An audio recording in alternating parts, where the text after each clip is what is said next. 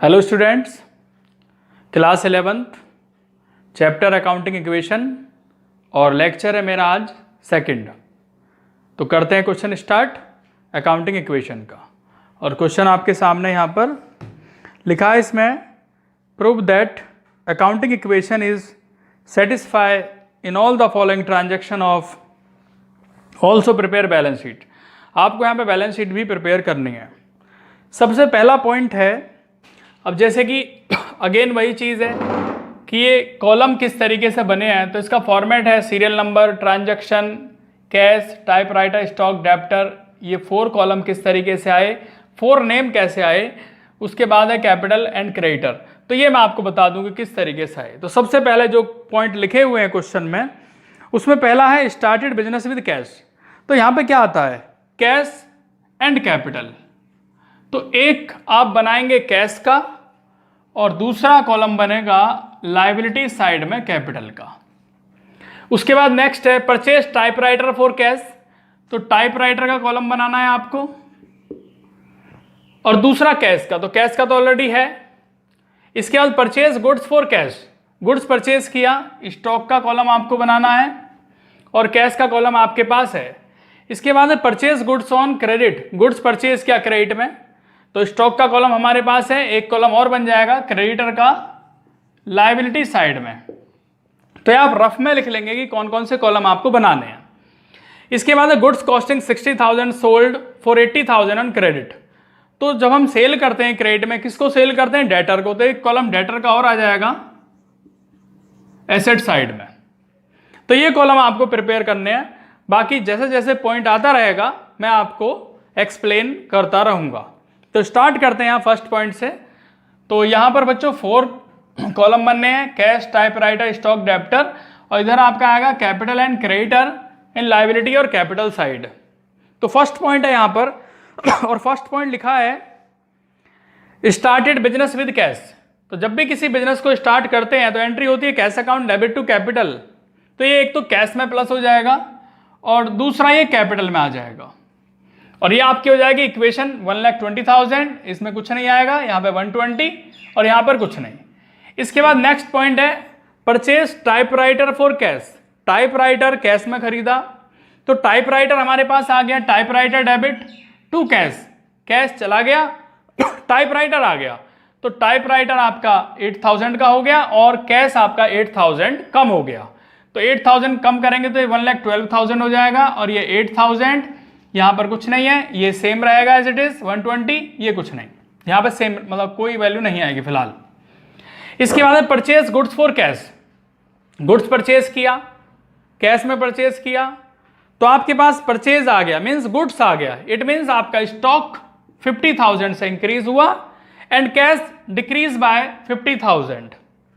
तो इसके बाद बैलेंस आता है, इसमें से माइनस करेंगे और ये माइनस करने के बाद आता है 62,000। ये 8,000 सेम रहेगा, ये 50,000 आपका और इधर ये 120 सेम रहेगा। नो चेंज इन लायबिलिटी और कैपिटल साइड। नेक्स्ट पॉइंट है purchase goods on credit. Goods हमने परचेज किया क्रेडिट में, तो स्टॉक इंक्रीज हुआ, गुड्स इंक्रीज हुए, मीन्स आपका स्टॉक इंक्रीज हुआ। तो 40,000 का ये इंक्रीज हुआ और ऑल्सो इंक्रीज क्रेडिटर 40,000।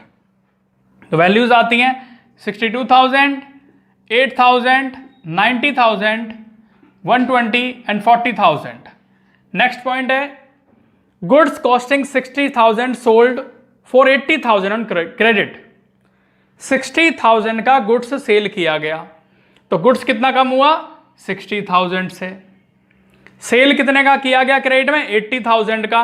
तो 80,000 आ गए आपके डेप्टर्स में और प्रॉफिट कितना हुआ, 60,000 के गुड्स को 80,000 में सेल किया गया क्रेडिट में, तो प्रॉफिट कितना हुआ, 20,000।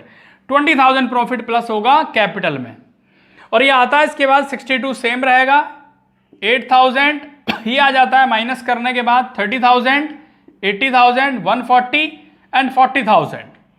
नेक्स्ट पॉइंट आता है paid for rent and salary. Rent and salary पे किया गया, रेंट है 1,500, सैलरी है 2,000, टोटल हो जाता है 3,500। तो 3,500 से आपका कैश कम हो गया क्योंकि पेमेंट कर दिया। उसके बाद 3,500 से हमारी कैपिटल भी कम हो गई।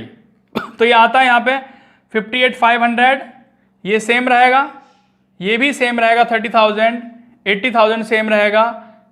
1,40,000 में से 3,500 डिडक्ट करने के बाद आता है 1,36,500 और ये 40,000 रहेगा। इसके बाद नेक्स्ट पॉइंट है रिसीव कमीशन। कमीशन रिसीव हुआ। अब कमीशन रिसीव हुआ है तो कमीशन क्या है हमारे लिए, इनकम है।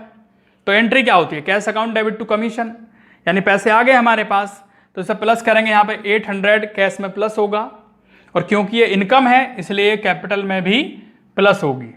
तो टोटल आता है 59,300 प्लस करने के बाद ये सेम रहेगा, ये भी सेम रहेगा, ये सेम रहेगा 80,000, यहाँ हो जाता है प्लस करने के बाद 1,37,300 और ये आता है 40,000।